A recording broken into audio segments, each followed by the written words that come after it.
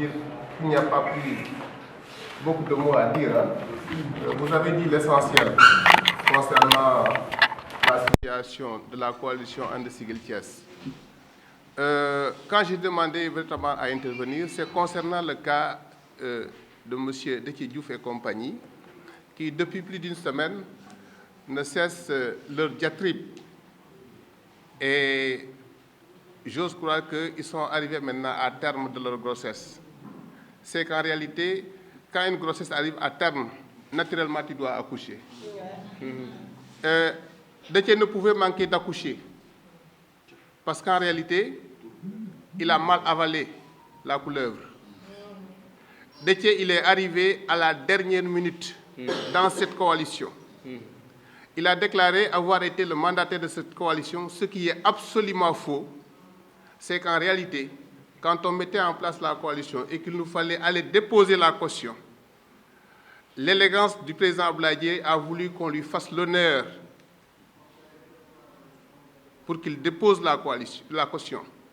au niveau de la caisse de dépôt et de consignation. Et ce jour-là, il était accompagné de M. Ahmed Mbaye et de moi-même. Quand il parle de récépissé, c'était pour une question d'honneur et d'implication. Parce que dans cette coalition, il y a plus de 5 partis politiques. N'est-ce pas? Le Parti socialiste, il est dans cette coalition. L'APR est dans cette coalition. Le PVD est dans cette coalition.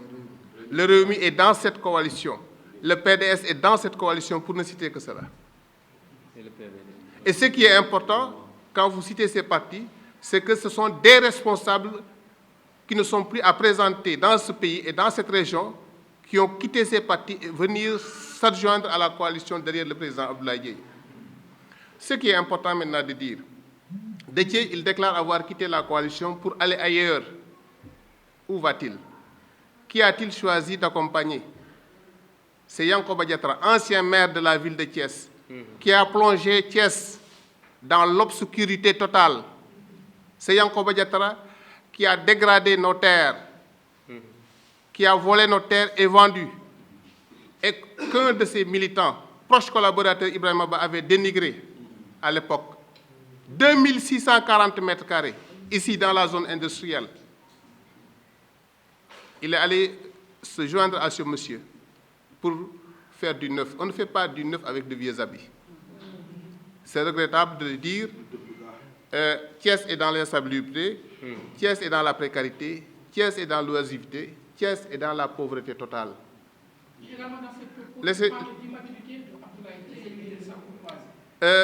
Et lui qui considère avoir un homme mature en politique. Déthié, nous sommes des promotionnaires de la faculté. On a fait l'université ensemble. Nous sommes de la même génération. Nous sommes 2 fois plus âgés qu'Abdoulaye Dièye. Abdoulaye Dièye, c'est son jeune frère. Quand on faisait le syndicalisme à l'époque, lui, Abdou Mbow, Yankoba Diattara, Alioune Sow, on a fait la carrière ensemble. Parmi tout ce groupe-là, il a toujours été le dernier. Tout son fort, c'était ce syndicalisme, et l'honneur, et le seul honneur que l'on puisse le faire, c'était d'avoir la possibilité de s'arrêter en licence à l'époque.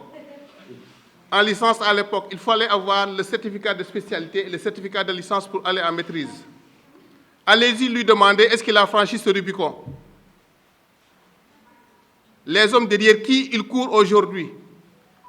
Le professeur Aliou Sow, docteur, il est professeur à l'université aujourd'hui. Yankoba Diattara, allez-y interroger son CV. Abdou Mbow, allez-y demander qu'est-ce que Déthié leur a apporté à l'université. On leur doit cet honneur, tant mieux.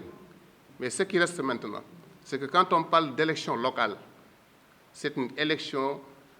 de quartier et de proximité. Abdoulaye n'a pas été un distributeur automatique de billets de banque. Et oui, s'il l'a été, c'est parce que cet argent est allé directement vers les populations. Et pourquoi on est à l'aise quand on entend Déthié parler ainsi?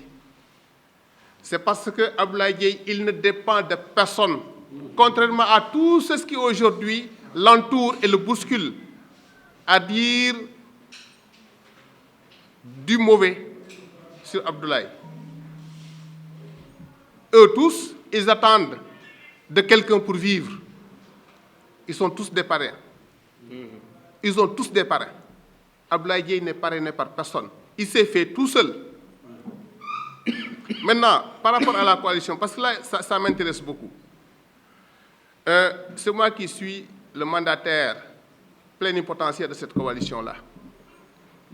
Quand on a voulu déposer les listes, dès qu'on l'a attendu ici, il a failli d'ailleurs nous faire fort clos. Ne serait-ce pour amener une dame, que je peux taire le nom au moins pour l'honorer, pour qu'on l'investisse dans la liste au niveau de la commune Est. Et la photocopie de la dame qu'il nous a amenée, c'est une dame qui l'a aidée ici parce qu'elle était malade. muy wër di koy may ay garab mooy vitamine C yooyu muy maye ndaw si amantek moom coloré kooku la dem jël photocopie carte d'identité indil ñu ko. Quand la photocopie est arrivée, la femme elle habite ici à Moussanté mais elle ne vote pas ici. Au niveau de la zone nord, mes amis de la zone nord sont là. Il n'a investi personne parce qu'il n'a pas de base politique. Donc, ce que je souhaite, c'est de lancer un appel, parce que c'est un frère, c'est un ami, qui ne nous pousse pas maintenant au déballage.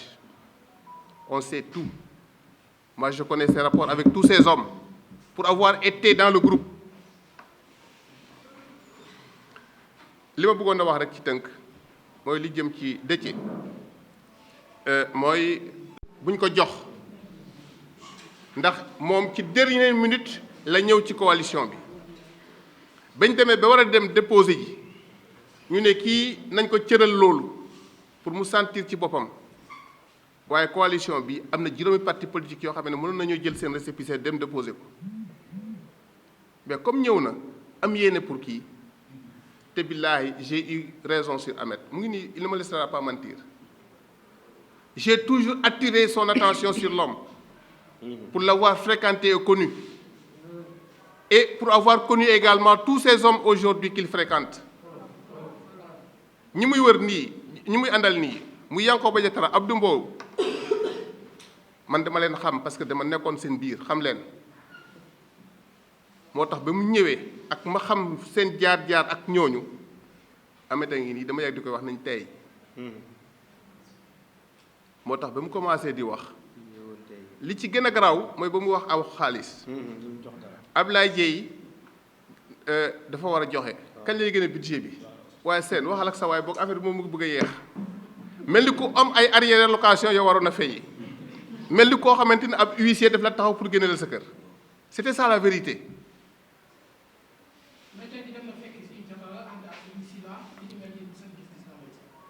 Mais c'est des feuilles mortes. C'est des feuilles mortes. Et puis naturellement, quand le train avance, il y a des gens qui descendent, d'autres arrivent. Man noonu laa ko jàppee man li ma gëm daal li ma bëgg daal mon frère mooy que nit ñi xam ne c'est pas le départ là ki du dem bi moo ñu jaaxal. Et c'est naturellement c'est comme ça que se passe quand les ci gis nga ab pouvoir buy waaj a daanu nii lay mel ñu bëri.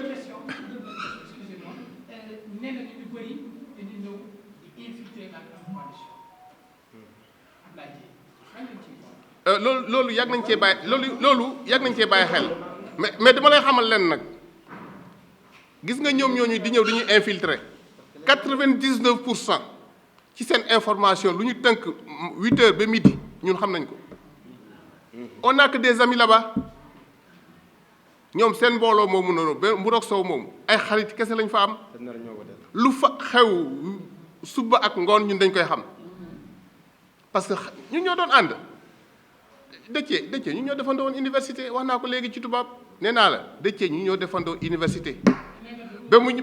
licence 3 la yem bu ko weesu woon heure bi mu ngi def master dem defi leneen dem leen ngeen laaj ko lan lay liggéey xaalis bu ko bëggee da koy liggéey day dem def concours jàll dem def formation am xëy yaa ngi may dégg Yankhoba Diattara j'allais l'oublier, Yankhoba Diattara, depuis le 1er novembre 2020, il est ministre.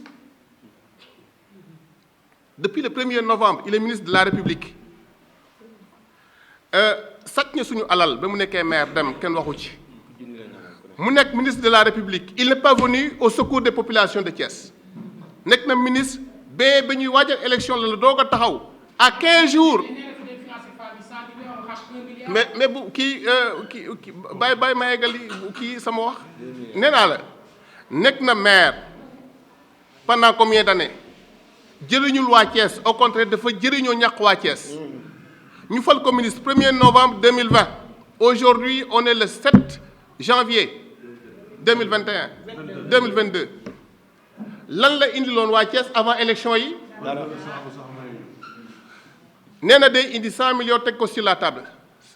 am na ay partenaires lii ak lii ak lii système boobu ñun xam nañ ko c'est de la poudre aux yeux.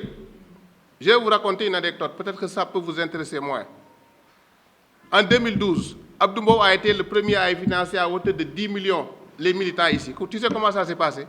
C'était pas 10 millions. Il a donné une caution de 1,3 million dans une banque, ñu lebal ko xaalis. Et voilà comment il a communiqué sur ça. Voilà comment les choses se passent. Quand il parle de 100 millions, c'est pas 100 millions qu'il a en liquidité. Mais problème bi du 100 millions yi mu yor ak yi mu ñàkk a yor. Mais lan moo tax mu toog ba heure bii amel waa Thiès bor fayu leen bor boobu. daal di dem di lijjante ci ay banque xaalis ñëw teg ko sur la table pour dox financer nit ñi. C'est pire qu'un achat de conscience. Il veut prendre les Thiessois en otage. Rien ne peut arrêter l'alternance locale à Thiès. Abdoulaye Dièye, le président Abdoulaye Dièye est déjà ancré dans le cœur des Thiessois. nit da ngay nangu ndogal yàlla. gis nga Thiès du Idrissa Seck rek la jur. Thiès du Yankhoba Diattara rek la jur. Thiès du Abdou Mbow kese la jur. Abdoulaye Dièye doomu Thiès la. yàlla def mu dimbale waa Thiès di xëy ak gont ci seen soxla waa Thiès def ko ci seen xol lii moo leen métti. mais boo nee c'est de la poudre aux yeux alors que ñu ne les 100 mesures d'Abdoulaye Dièye aussi c'est de la poudre aux yeux parce que kenn mënu ko def ci 5 ans loolu lan lañ ci. non xam nga wax yooyu waxu xam nga Yankhoba moo ko wax. ba mu koy wax xam nga lu mu koy xaw a méngalee moom ba muy rêvé il dit faux président il dit 4e président nous on n'est pas dans ses rêves on n'est pas dans ses illusions. On est dans le réel politique. On est des hommes de terrain. On a été proche des populations. Dem nañ fekki nit ñi xam nañ Sénégalais yi li ñu bëgg. Les 100 mesures, le président Abdoulaye Dièye ne les a pas décrétées comment dirais-je, d'une seule plume. Il les a mûries. Il a convié une équipe sur le terrain pendant 3 mois. Parce qu'un jour, il s'est dit, je veux être maire. La première chose, c'est de développer une politique de proximité, d'inclusion et de participation. Démarche inclusive participative boobu moo tax mu yebaloon ay ndaw ñu dugg ci biir koñ yi di leen laaj lan mooy seen priorité ñëw nañ ba biir Diamaguène xam lan mooy priorité yi nekk Diamaguène def ko instant def ko sampaate boo demee laaj ko sa waa kër parce que yow da ngay dox doo toog seen kër mais seen waa koñ boo leen laajee équipe boobu dugg nañ foofu loolu lañ du tënk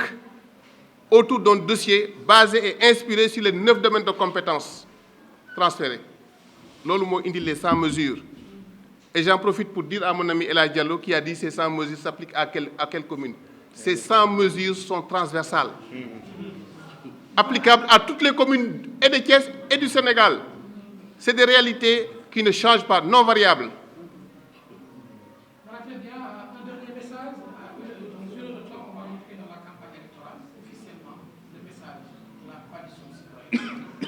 Le message, c'est d'abord de demander aux Thiessois de se libérer. Comme on dit chez nous dans le PV, nous sommes libres. L'heure de la liberté a sonné. L'heure de l'alternance locale a sonné. Et rien ne peut arrêter la mer avec ses bras. Abdoulaye Dièye, c'est la mer, c'est l'océan qui va tout bouger. Ce qui est important maintenant, c'est de lancer un appel. C'est de lancer un appel à tous nos adversaires. Nous souhaitons une campagne apaisée, civilisée. Nous lançons un appel à la non-violence. Cependant, nous n'accepterons jamais qu'un leader qu'aucune autre coalition ne vienne nous divertir. Nous sommes prêts. Nous sommes prêts à donner le prix qu'il faut pour que l'alternance puisse avoir ici le 23 janvier 2022. Les Thiessois sont prêts. La coalition citoyenne va rafler toutes les collectivités du département de Thiès et véritablement toutes les conditions sont réunies. Dès demain, on va démarrer avec la cloche de M. Ahmed. Je dirige le pôle communication politique de la coalition citoyenne And Siggil Thiès. Bon, je voudrais vous remercier l'assistance et apporter quelques clarifications par rapport à certaines déclarations faites dans des médiums de la place. Je voudrais tout d'abord m'indigner de la déclaration de M. Maodo Malick Mbaye qui a volé extrêmement bas en demandant au président de la République de sanctionner dans le futur ses fils qui ont choisi le camp de la victoire. Je voudrais rappeler à M. Maodo Malick Mbaye que ce qu'on est en train de faire aujourd'hui en 2022, il l'a fait en 2019, car il s'était érigé contre M. Yankhoba Diattara en faisant des déclarations intempestives sur la mauvaise gestion de M. Diattara. Nous ne voulons pas être dans la logique des actes contre nature. Allah subhanahu wa ta'ala n'aime pas les actes contre nature. C'est pourquoi Allah a interdit l'homosexualité. Et nous, au plan moral, on ne va jamais adopter une telle attitude. C'est pour cela que nous sommes logiques et constants dans notre compagnonnage avec le président de la République. Nous sommes membres fondateurs. Nous avons défendu des idées depuis le début avec le président Macky Sall, des idées de Dekkal Ngor, des idées de Yakar, des idées de Gëm Sa Bopp. Donc ce n'est pas à l'heure où nous sommes que nous allons nous renverser pour bénéficier de l'argent ou des largesses en taisant nos principes qui nous ont gouvernés depuis plus de 10 ans. Nous disons non. Mamadou Mbaye dit non, la coalition citoyenne et l'ensemble des militants de la coalition citoyenne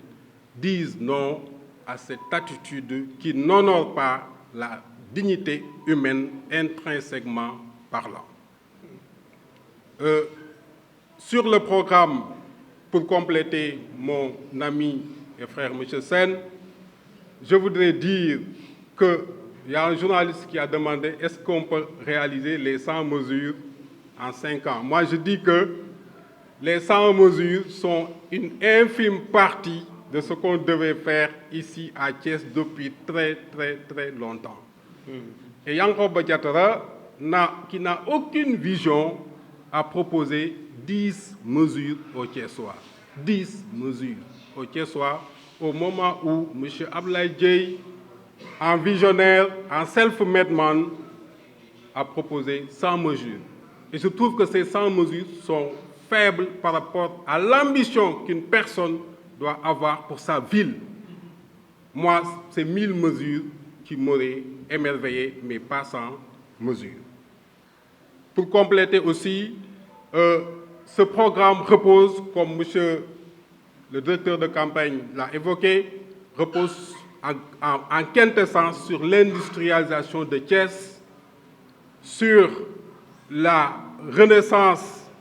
de Thiès, sur l'éclairage de Thiès. Et là, le directeur l'a déjà évoqué. Je pense qu'on va s'en limiter à là. Pour dire que demain, il y aura au matin, en ce qui concerne le lancement de ce programme, le lancement de la campagne, un récital de Coran demain ici, suivi d'une caravane le soir pour commencer la caravane de la victoire, la caravane Siggi Jotna qui va nous consacrer au soir du 23 janvier 2022 une victoire totale dans toutes les communes de Thiès. merci. Bon li ma bëggoon tënk ci wolof mooy Modou Mbaye bokk ci ñi fondé ñi créé parti Macky Sall bokk ci ñu ko fal depuis fukki at ak ñaar wala mu ëpp ko di wax ne dama am lu ma dégg loo xam ni dafa ma gàccaal mu jóge ci Maodo Malick Mbaye di kilifa goo xam ni ñun dañ ko nawoon trop ci ay position courageuse yi mu doon am maanaam nit la koo xam da daan bañ mais dafa mel ni léegi am xarum yar moo xam ne ñun xàmmeewuñ ko bi ñu déggee Maodo Malick di wax li mu wax mooy mu ngi demander président mu sanctionner ay doomam yi nga xam dañu def liste parallèle am na sax lu ma fàttee wax ci français mooy que liste parallèle du ñun rek ñoo ko def Mame Mbaye Niang mi nga xam ne mi nga xam ni chef de cabinet président de la République liste parallèle la def bu leen fàtte ni aussi président de la République bi mu demee France nee na man mi cautionné naa ay liste parallèle est-ce que tudd na liste bi wala tudd liste bi kon nag nañu maandu ci loolu comme bu mu demander à ce que président di sanctionner qui que ce soit beneen bi mooy moom dafa placé wul bu baax sax pour wax loolu ndax loolu muy wax moom loolu la daan def ensuite en 2014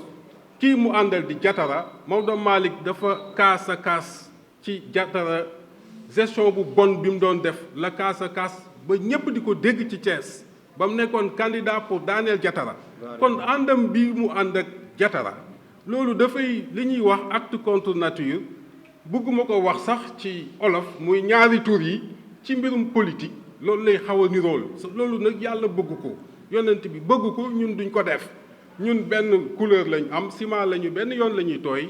suñuy principe la ñu gëm duñ ci varié wu Maodo Malick nag jaaxal nañu trop ni mu defee virage à 180 degrés loolu moom ñëpp la jaaxal et il s'était dit que moom day nekk candidat ren incha allah xamuñu nag lan moo ko dévier kon na assumer ay position ñun ñu assumer suñuy position di wax ne kiy wax ndax sans mesure xaj na ci juróomi at man yaakaar naa ne juróomi at lu mat 1000 mesures waroon nañ ko def ci Thiès ndax Thiès dafa tardé Thiès dafa lëndëm Thiès dafa salté sa Yankhoba Diattara ak ñi bëggaat ville Thiès ñoom ñoo ko bëgg a salteel bëgg leen a lëndëmal pour ngeen jàppalewaat leen ngeen dëkkaat ci lëndëm dëkkaat ci salté dëkkaat ci lépp lu leen metti woon mu continuer Ablaye Dieye nag moo ñëw pour dagg mbuumu jaam gi pour yëkkati waa Thiès jox leen li ñu bëgg mooy la liberté l'éclairage dëkk bi leer dëkk bi set dëkk bi industrialisé wu xale yi am liggéey mu jël zone industrielle ba la nga xam ni tanu suuf yi nga xam ni dañoo mel ni ñu gis yàpp ci zone industrielle bi zone boobu Ablaye Dieye daf ko fas yéene jël def fa ay industrie ay petite et moyenne industrie pour que xale Thiès am liggéey avancé jàppale seen waa kër ñu mën a développer Thiès jëm ca kanam loolu laa ci doon sànni maa ngi leen sant baax leen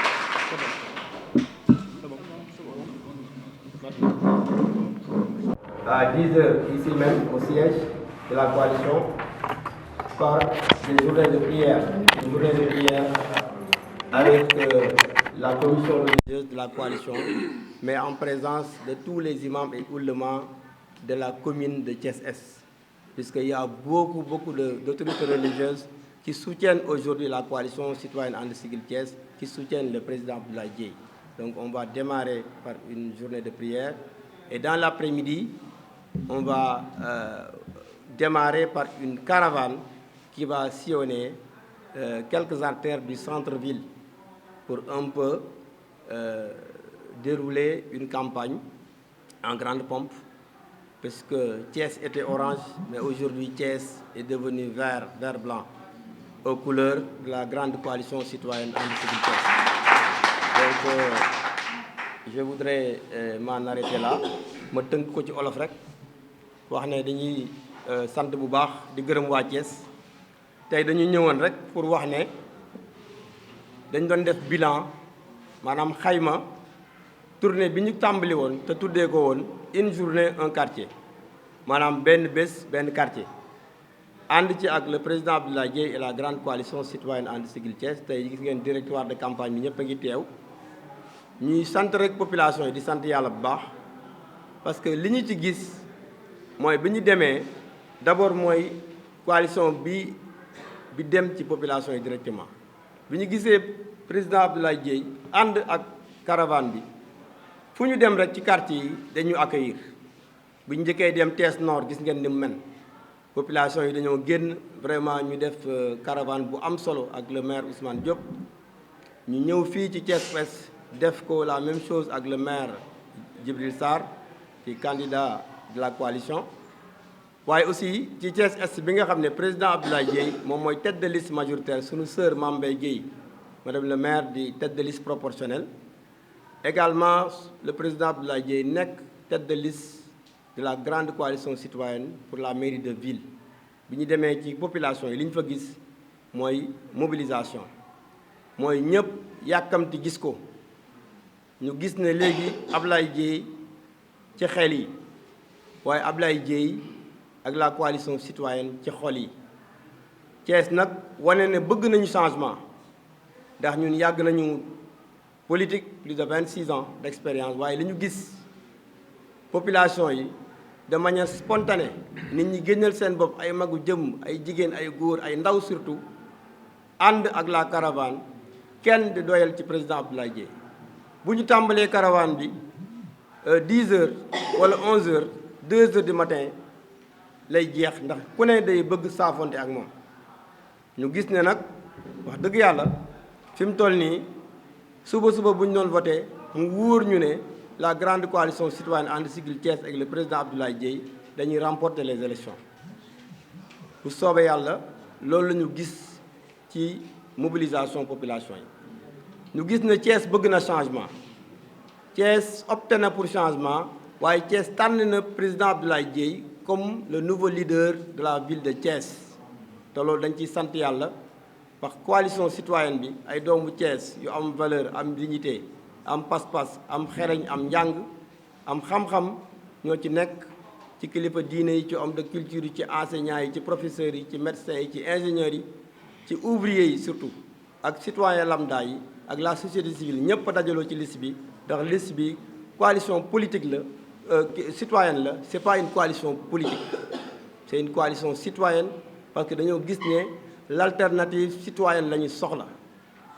moom la ñu soxla bëggatuñu benn parti rek nekk fi pendant 20 ans doy na wax dëgg yàlla gars yi nañu dem ndax seen xam-xam ak seen mën-mën dafa des waaye it ñu gis ne président Abdoulaye Dièye ak coalition citoyenne And Siggil Thiès ñoo présenté programme bi gën ci domaine yépp nag ndax dañ ko gëstu saytu ko boo demee domaine éducation nga dem domaine santé environnement éclairage assainissement da ngay gis ne macha allah programme bi tënk nañu ba proposer 100 mesures te mesure phare bi mooy mesure bi nga xamante ne mooy l'industrialisation de la ville de Thiès mooy fexe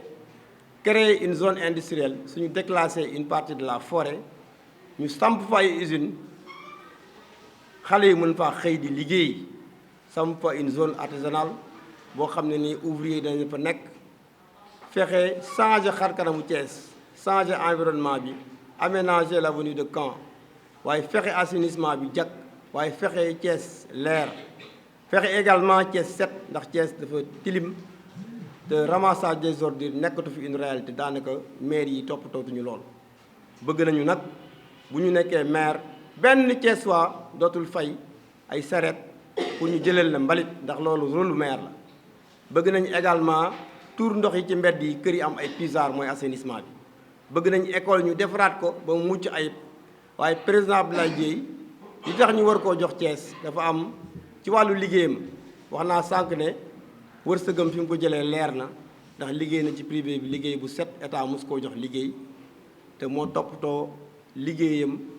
ñaqal boppam yàlla dimbali ko mu am wërsëg bokk ko ak population Thiès waaye waa Thiès fàttewuñ li mu leen defal ndax boo nee santé président Abdoulaye Dièye moo ci mën moom daa nekk maire avant muy laaj boo nee éducation moo ci mën boo nee environnement moo ci mën boo nee sport moo ci mën boo nee culture moo ci mën boo nee religion moo ci mën boo nee social mag c'est le champion ba jox nañ ko ci corridor social boo xamante ne nii waa Thiès wax dëgg yàlla fàttewuñu lool tey nag Thiès tànn na changement ndax dama ne élection bi li ñu xaymagum ñaari camp ñoo fi nekk mooy camp ñi bëgg changement te ñu bëgg changement ñi ko symboliser mooy le président Abdoulaye Dièye nekk un leader charismatique nekk aussi à la tête d'une grande coalition citoyenne crédible boo xam ne nii alternative crédible la ñu taxaw ak camp boo xam ne nii dañ fa bëgg a jëlloo si Yankhoba Diattara ndax candidat Benno Bokk Yaakaar Yankhoba Diattara delloo si fi Yankhoba nag mooy delloo si Thiès gi ci gannaaw ndax mi ngi wax naan Thiès bii des années sombres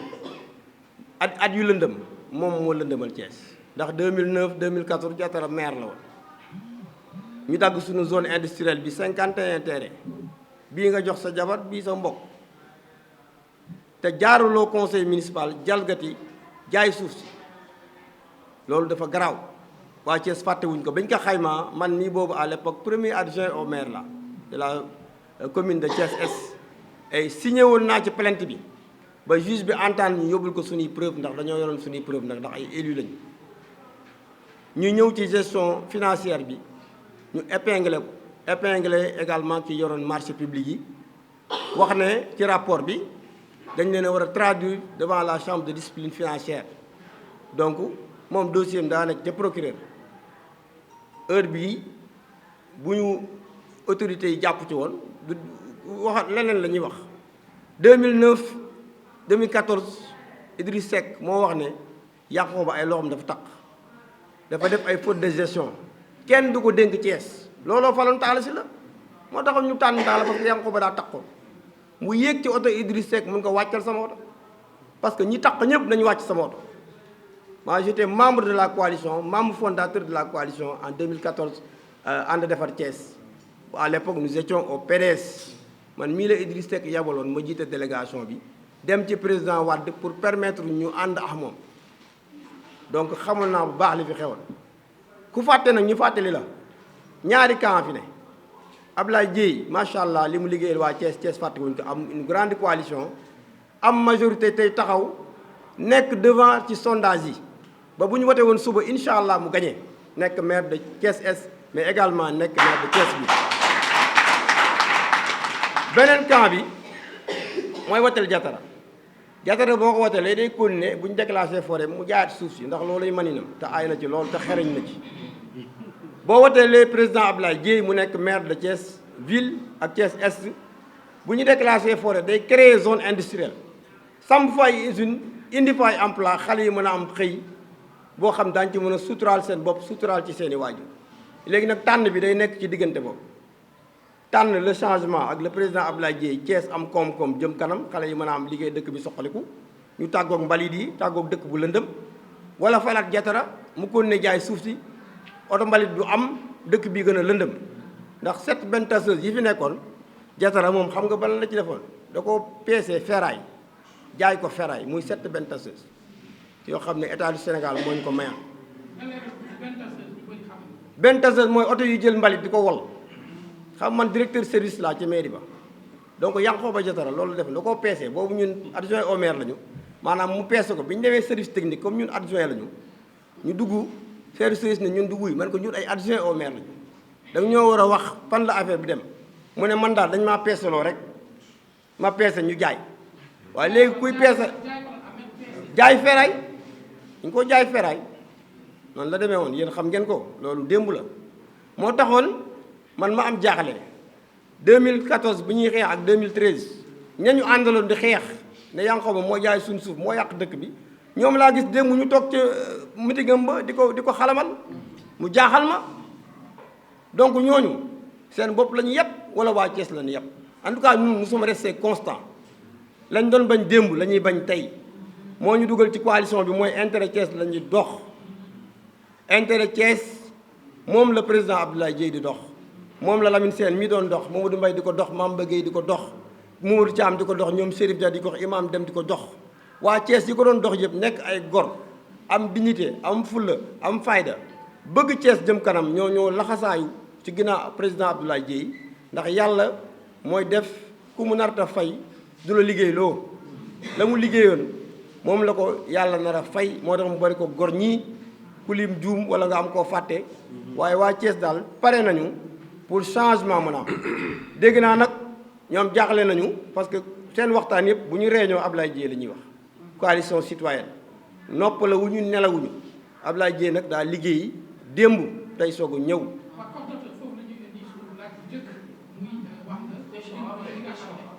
wax nga ñi nga àndal ñëpp ci wàllu politique ay coalition citoyenne ànd si biir Thiès ñu gis ñaar depuis 2 wala 3 semaines génn kenn gi def ci ay déclaration ci télé yi wax ni bokkoon na ci kàngam yi teg coalition bi muy la personne de Déthié Diouf li ni mel ak Oumy Sylla mi nga xam ne nee na dañ ko buntu xatal ndax mu dem ki ni mel lan nga ci waaw loolu kay xam naa dinaa ci ñam rek après ma bàyyi ceeg suma frère Lamine ndax man ak moom ak président Abdoulaye Dièye yàlla dafa dogal ci coalition citoyenne bi ñu jëlandoo initiative bi ma amee xalaat bi dama ci waxtaan ak président Abdoulaye Dièye juróom-ñetti weer ci ginnaaw ba juróom-ñeent mun ma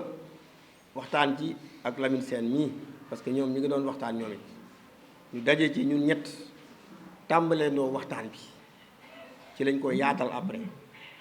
waaye liggéey nañu juróom-ñaari weer Lamine mi ngi nii kooku nga tudd léegi xamuñu ko gisuñu ko boo ci wàllu woon sax duñ ci wax ndax ñun nag ñun on communique par les actions par l'action ñun duñu tontu ay baatu ginnaaw waaye leeral dafa baax liggéey nañu juróom-ñaari weer gisuñu Déthié Diouf bi mu desee 3 semaines ñu war a déposer caution yi ci lañu ko président Abdoulaye Dièye présenté man ak Lamine nii mu ñëw indi parti coalition bi PVD ci la bokk dégg naa ko mu ne sama parti moo déposé caution bi benn parti du créer coalition il faut nga am minimum ñaar te ñun ëpp nañu la ëpp ñaari parti yu créer coalition donc du benn parti boobu joxe na récépissé nag comme ni PVD joxe récépissé comme ni keneen ak keneen joxe récépissé ndax parti socialiste sax mi ngi suñu biir ñoom ci coalition bi donc kooku noonu tey bu weddee boppam loolu moom ngeen ko war a laaj lenn nag am na nit ñi dañuy dégg président Abdoulaye Dièye ñu ne moom dafa bëri ay milliards moom guichet automatique la boo demee rek da ngay taataan affaire boo bësee rek affaire bi ñëw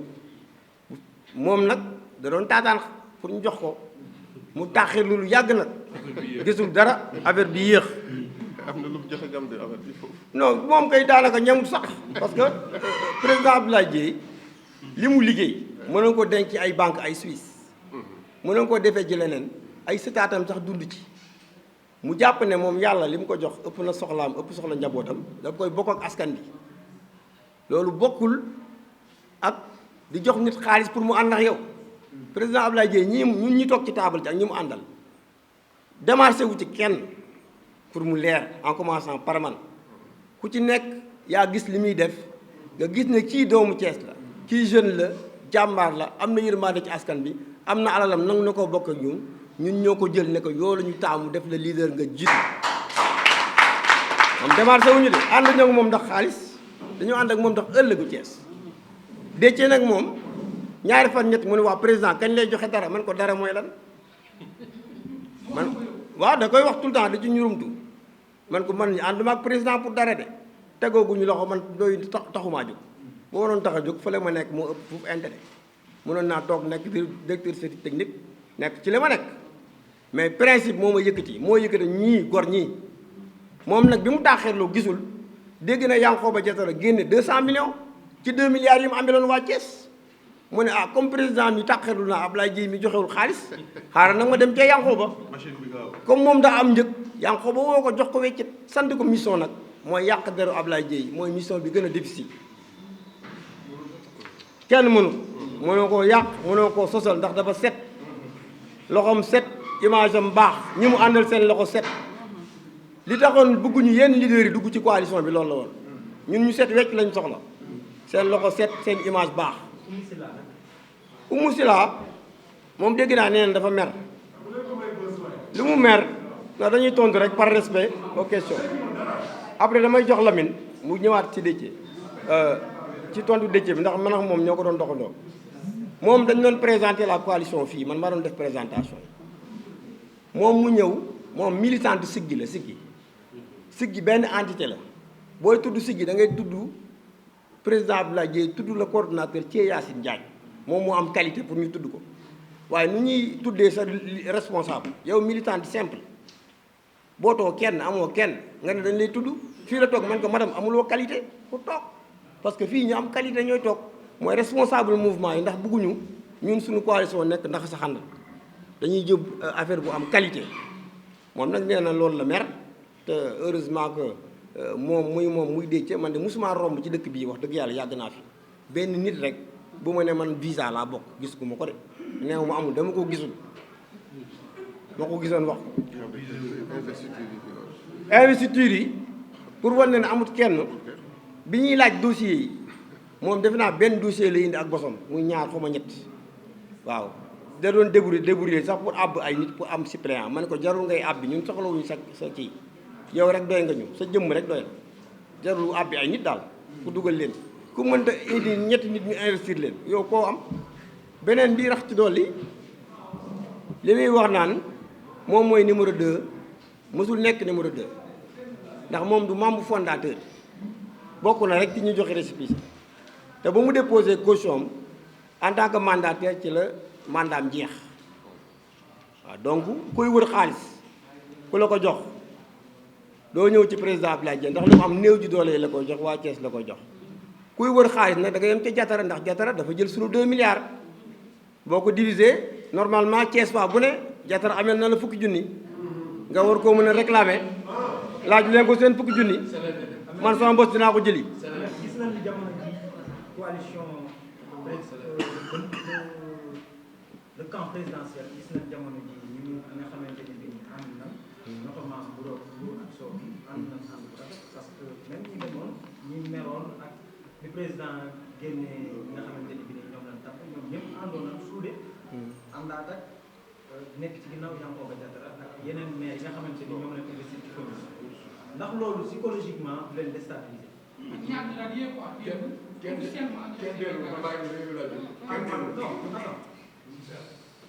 non je parle des grosses pointes. non non dinañ ci wax. ñi nga xamante ni bii ñoom. nekku leen point de presse doo leen noppi ngir yàlla tamit ñu bàyyi kii mu wax. ñi nga xamante ni bii ñoo fa nekk xam ngeen ni duñu ay ñu ndaw quoi qu'il en soit duñu ay ñu ndaw ñii ay ministre lañ ñii nekk ñoo xamante ni bii am ay ndomba tànk yu baax gouvernement bi léegi ñooñu ñëpp bu ñu booloo nekk ci ginnaaw Yankhoba Diattara ndax loolu du leen déstabiliser psychologiquement. xam nga li tax du ñu déstabiliser ñun suñu coalition ñi ci bokk APR te nekkoon ay responsable dañoo bari ñoo bokk ci parti réew mi ñi ci bokkoon bàyyi leen te am ay base dañoo bari ñëw ci ñun beneen bi rax ci dool li tax kenn duñu déstabiliser mooy waa Thiès ñoo far ak ñun ñoom ba ñu commencé ba léegi gisagoo leen mukk da ngeen a gis gum Yankhoba bu dugg benn kër xam nga lu tax du dugg kër bu duggee kër dañ naan ko kii yow yaa jëloon suñu suuf yaa ko jaayoon moo tax dugg kër Abdoulaye Dièye est libre mu dugg ci kër mais Yankhoba mënul dugg ci kër dañuy ndaje rek bu ñuy daje dañuy jëli waa Pout jëli waa Thiénaba roñ seeni kaar dajaloo di nax seen bopp mag nag buy nax boppam da nga koy bàyyi muy nax boppam di tax ñoom ñëpp ñu dajale nga lim ñooñu ñëpp ñu nekk ay ministres yor nombay tànk barki démb la ñu tëju di réunion naan waa Abdoulaye Dièye mi jaaxal nañu lu ñu def ak moom donc tey ñoom xam nañ ils ont perdu la confiance des populations de Thiès beneen bi ma bëgg a yokku mooy bari na ñu nekk foofu nekk ci liste bi di ànd ak ñoom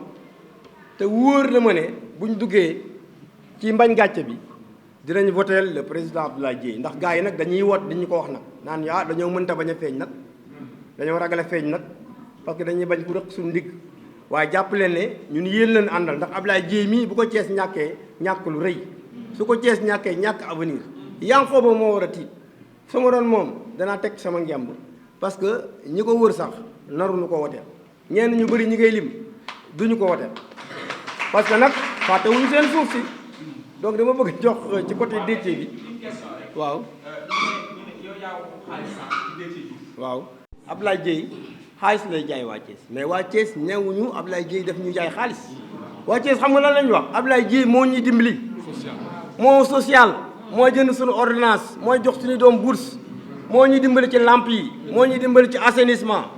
moo ñuy dimbali ci école yi moo ñuy dimbali ci daara yi moo ñuy dimbali ci jàkka yi depuis plus de 5 ans loolu la waa Thiès di wax Covid bi ba ñëpp dawee Serigne Moustapha Sy Al Amin dañ koo seeti Tivaouane mu ne damaa jàppoon ne benn acteur politique moo am Thiès ci Covid bi ndax Ablaye Dièye boo taalee rajo bi dégg ko boo taalee télé bi gis ko nga dem ci internet bi gis ko nga dem WhatsApp gis ko nga dem Facebook gis ko Ablaye Dièye mooy joxe mooy def te du tàyyi de manière continue loolu la waa Thiès gis élan boobu nag moo leen tiital parce que mburoog soow bi xam nga lan la ñu sóorul woon l'existence et la création de la coalition And Siggil Thiès mooy liir bu judd rek tàmbalee dox moo tax mu jaaxal leen donc Ablaye Dièye bu fekkee maa ngi dégg ñoo amul expérience politique amul expérience njuuj njaaj amul expérience jaay suuf waaye am na expérience entrepreneuriat parce que quelqu'un boo xam ne nii jeune nga nekkoon ci un grand groupe bu ñuy wax Bolloré nga jóge foofu taxawal sa yëf bopp di soox ba nekk parmi les concurrents du groupe Bolloré te ñëpp xam nañu Bolloré puissance am ba yàlla may la fa ay wërsëg nga jël des centaines de millions voire milliards di ko dimbalee sa askan kooku am nga mérite kooku am nga vision kooku la ñu war a dénk dëkk Déthié Diouf nag daa nee naa daa taxirlu nee naa la ñaari fan ñett mun ma amet xanaa waa ji du joxe dara waaw donc weccit bi mu doon xaar gisu ko Ablaye du gisu automatique